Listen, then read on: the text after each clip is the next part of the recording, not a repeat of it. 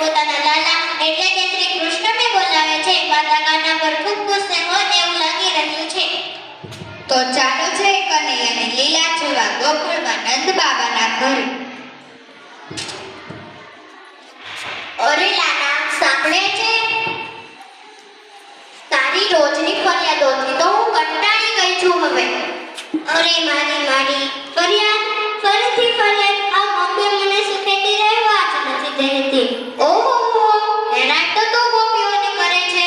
અરે એવું કેવું હોય માં, અમે બંને ભાઈઓ સવારથી સાંજ ગાયો ચરાવવા જઈએ છીએ. તેમાં ગોપીઓને ક્યારે હેરાન કરી? આજે બધી ગોપીઓએ આવીને ફરિયાદ કરી કે કનૈયાએ કાકરા મારીને એમની માખણની મટુકીઓ ફોડી નાખી. અને એટલું જ નહીં, ઘરે શિકામાં રાખેલું દહીં અને માખણ પણ ખાઈ ગયો. કનૈયા તો આવા તોફાન કેમ કરે છે દીકરા?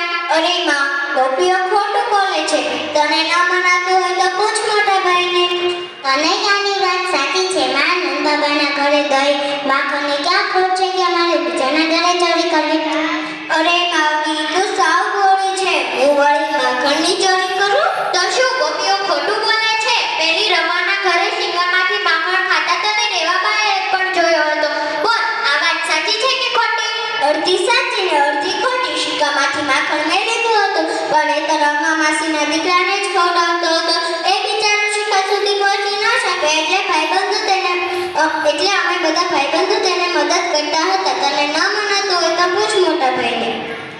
નાની વાત સાચી છે બા. તારી જેમાં બધી ગોપીઓ પોતાના બાળકને માખણ નથી ખવડાવતી. એ તો મથુરાની બજારમાં વેચી નાખે છે. નહીં તો શું, ઘરના છોકરાને ભૂખ્યા રાખવાના? ગાયો ગોકુળને, ગોવાળ ગોકુળના, ગોપીઓ ગોકુળને અને મહી માખણ મથુરા